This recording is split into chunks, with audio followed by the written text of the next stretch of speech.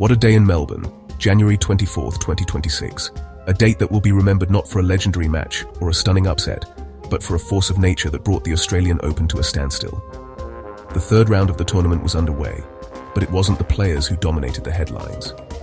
Instead, it was a relentless, oppressive heatwave that swept across Melbourne Park, transforming the courts into a furnace and making every serve, every sprint, a test of sheer endurance. The sun was merciless, beating down with an intensity that seemed to sap the energy from everyone in its path. The air was thick and heavy, shimmering with heat haze, and it quickly became clear that the weather was the main opponent, one that no amount of training could prepare for. Play on the outer courts slowed to a crawl. Rallies that would normally thrill the crowd were cut short, as players struggled to catch their breath and keep their footing on the baking surface. Exhaustion was visible everywhere. Faces flushed, shirts soaked, movements sluggish. Then, the inevitable announcement echoed through the grounds. All outside court matches were suspended, effective immediately. The decision was met with a mix of disappointment and relief, as everyone understood the risks of pushing on in such extreme conditions. Players like Xinyu Wang and Linda Noskova left the court, visibly relieved to escape the punishing sun. Their expressions said it all. Today, survival mattered more than victory. Officials and medical staff moved quickly, prioritizing player safety above all else. The heat had become too dangerous, and the well-being of athletes, staff, and fans was now the only concern. The usual sounds of tennis, cheers, grunts, the thwack of rackets, faded away, replaced by the low hum of air conditioning and the quiet murmur of people seeking shelter indoors. The energy of the tournament was suddenly subdued, as if the entire venue was holding its breath. Fans crowded into shaded areas and air-conditioned lounges, clutching cold drinks and fanning themselves, the event's rhythm broken and the excitement put on pause. For many, it was a surreal experience, watching a world-class sporting event grind to a halt, not because of rain, but because of the sun. It was a stark reminder that, no matter how much planning goes into an event of this scale, the weather remains the ultimate wildcard. Organizers watched weather forecasts anxiously, knowing that some things are simply beyond human control. Today, the heat won. Tennis had to wait.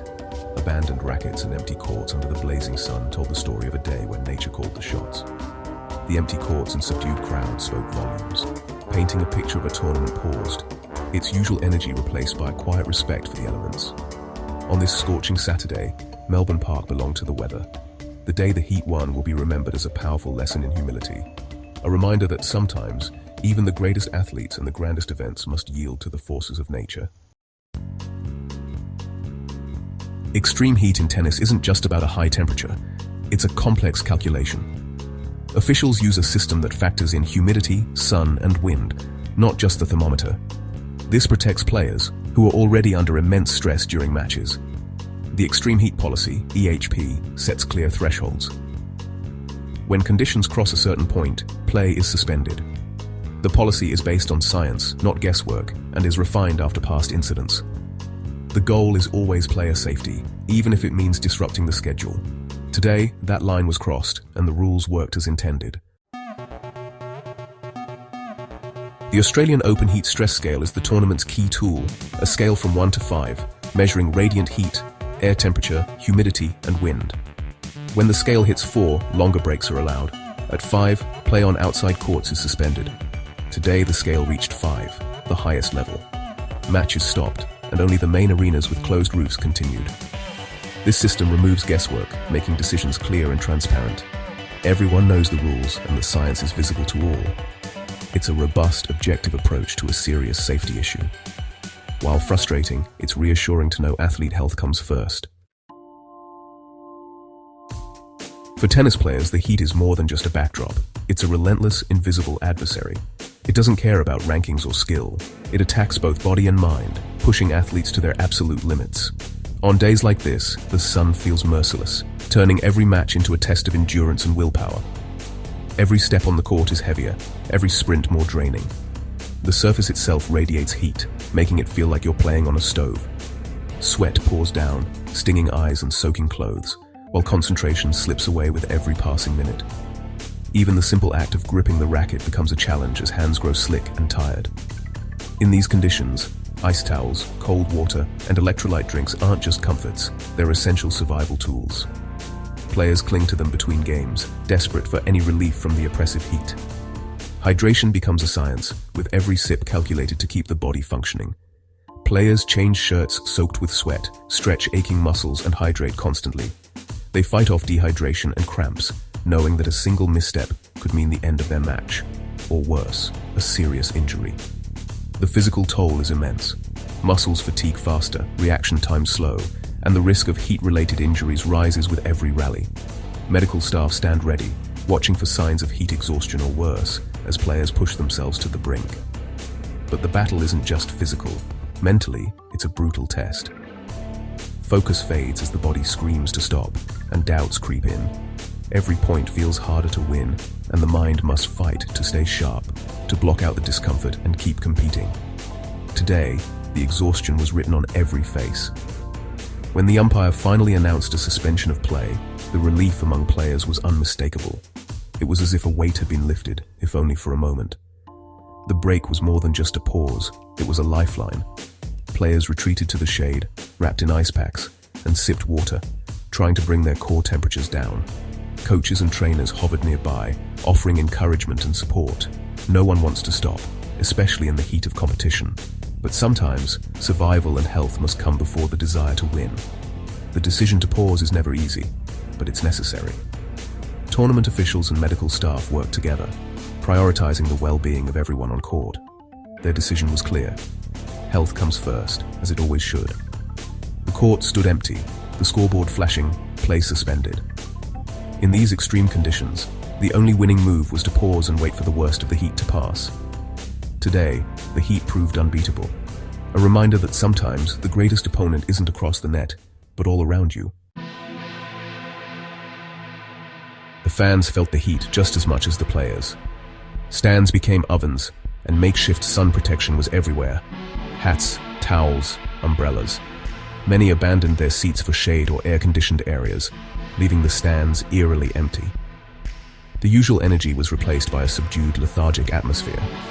First aid stations were busy treating heat exhaustion, and water stations saw long lines. Even the most dedicated fans have limits when safety is at stake. The empty seats were a powerful image of the day's reality. The heat didn't just stop tennis, it changed the entire experience. Behind the scenes, staff and volunteers faced their own battle with the heat. Ball kids, court attendants, security, and medical teams all had to adapt quickly. Shifts were shortened, rotations increased, and hydration was a constant priority. Medical teams were on high alert, ready for emergencies among both public and staff. The suspension of play created a logistical scramble. Rescheduling, communication, and safety plans all had to be adjusted. Every role became harder, from cleaning crews to food vendors. The professionalism and resilience of the staff kept the event running. They are the unsung heroes, ensuring safety and order in extreme conditions. Without them, the tournament would grind to a halt. Extreme heat isn't new for the Australian Open. Melbourne's summer has always been a challenge. The city is famous for its unpredictable weather, but when January arrives, one thing is almost certain: the heat will be relentless. For decades, players, fans, and officials have braced themselves for soaring temperatures that can turn a tennis match into a true test of survival. Legendary heatwaves like the one in 2014 pushed players to their absolute limits and forced the tournament to rethink how it handles extreme conditions. That year, temperatures soared above 40 degrees Celsius for several days, and the courts felt like ovens.